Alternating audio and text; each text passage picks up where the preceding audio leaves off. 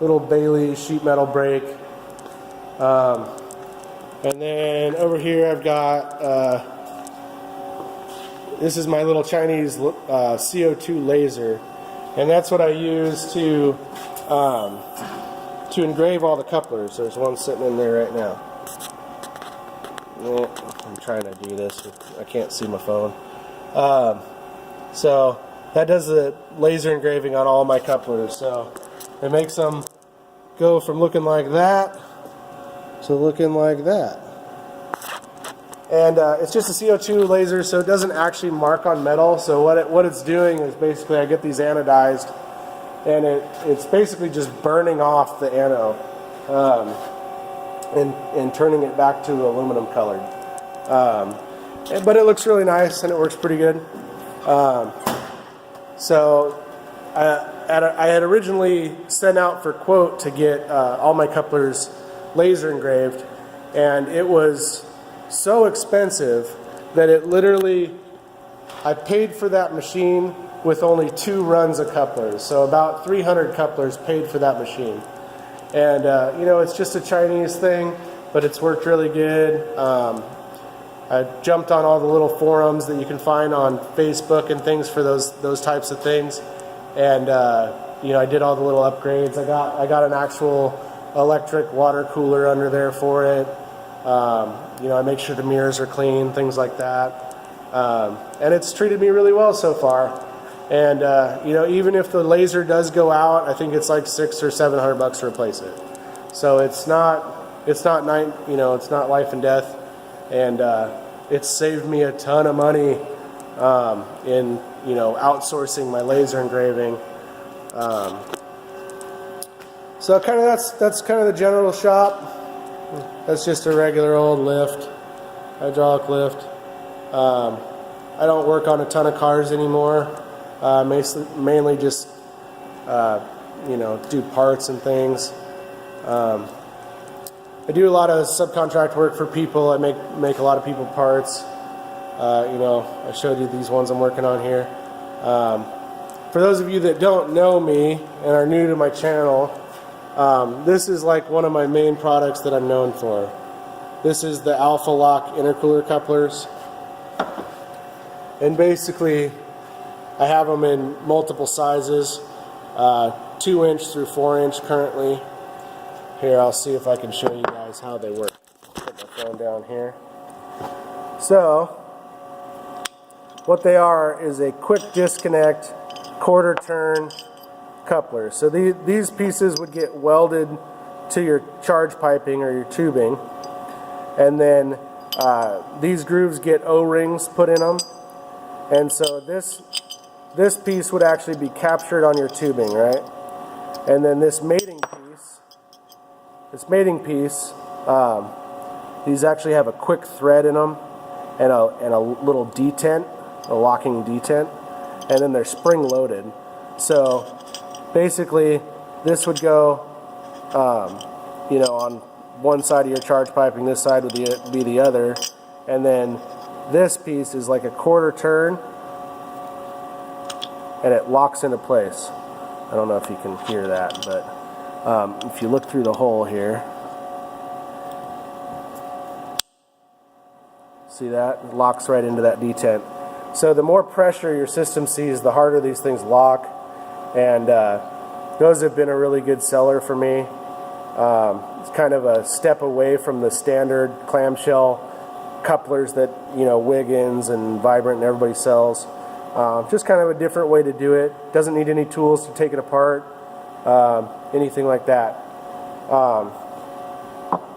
The other thing I'm known for is these little collector jigs. So what this is just a little vise that's designed to clamp tubing. You can kind of see it'll clamp tubing on 4 sides, and then it's adjustable for angle. And what you do is you clamp this in your bandsaw, in your horizontal bandsaw, and you can adjust your angle. And then there's these little, I don't know if you can see that, little rotation plates that bolt on top here, and it gives you marks so you know where to rotate your tube.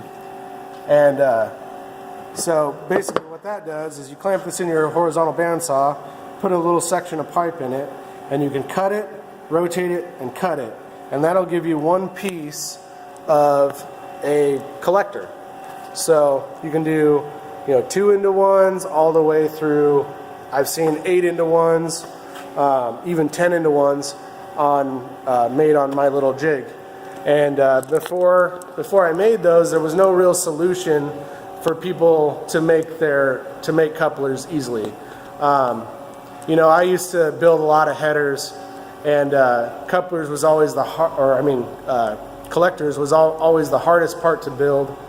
And I used to actually do them on my little manual mill. I have a dividing head that sets up at an angle, has a chuck on it, and I would actually put a piece of pipe in it and then mill a flat off of it and then rotate it and mill another flat. And it would take me probably an hour to an hour and a half to build a collector, just to cut it. Not to mention cleaning it up, deburring it, welding it, all that stuff. And so I saw a need in the market for a solution. And so I was like, I think I can come up with something that could make this really easy for guys. And that's what that little collector fixture is all about. And those have been one of my best-selling products. And it makes one of the hardest parts of building a header into one of the easiest and most straightforward. And tons of guys own that thing now. This run is, I think this run that I'm currently on, I just opened up the pre-order for. I think it's that makes 600 of these things that I've made. So, and they've gone through a few different versions, but the current version, the V3, I think is probably the last version because it's pretty damn stout and people love it and it works really good. So I can't really see any more improvements that I can make to it currently. So I think that's probably it. It's probably the V3 forever. So anyway, that's my shop. It's usually just me, lonely guy out in the shop. I'm sure a lot of you guys feel that. A lot of people think that I'm some big company, but literally every coupler that comes out of this shop, every jig that comes out of the shop, and all the other parts is made by me. And my wife comes in and helps me run machines sometimes.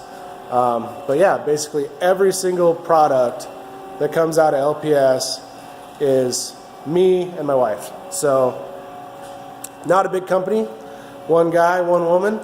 I've been doing this stuff a long time. I'm great at building stuff. I'm not so great at business. I've never had the drive to be a businessman. I do have the drive to be an entrepreneur because I love the freedom.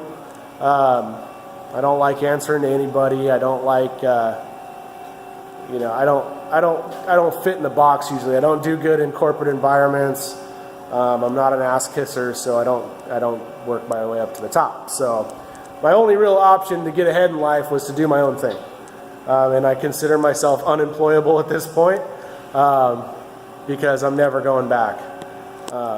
And like I told you guys my story in the last couple videos, I've set myself up really well. I don't have hardly any overhead. The only thing I owe money on is this lathe that I did finance through Haas. But every other machine in here, every piece of equipment, my house, this property that this shop's on, are all paid for. So basically that lathe is the only thing I owe money on. So my overhead is very low. And it took me a long time to set it up that way. But the advantage to that was, I didn't have to risk a lot, and I don't have to stress out about money. And that was one of the main reasons for me going off on my own, was that I did aerospace stuff for a long time, and it's really high stress and high tolerance, and it's not something I wanted to have to do to stay afloat, because I want to enjoy this stuff. I don't want to have to, you know, worry about coming to work and you know, possibly screwing myself over. So I purposely only take on stuff that I want because I can afford to, and I can, you know, I don't have to worry about screwing up customer supplied material or anything like that that happens in the aerospace world, and, you know, possibly going broke because of it. So you know, that's just kind of me. There's guys that have more drive to make more money than I do, but I'm very happy, and I feel very free, and you know, like I said, it took me a long time to get to this point, but I think it was worth it because you know, it's just stress free. I get to come to work, enjoy myself, work on cool stuff. I don't know. I just, you know, there's other guys that are willing to risk a lot more than I was to kind of go for it, I guess. But you know, that's just kind of the way I set myself up. Obviously, if you're younger and you don't have a family and people that rely on you, you can probably afford to risk a little bit more than I did. But you know, that's kind of like where I'm at. That's my shop. That's kind of the way everything runs around here.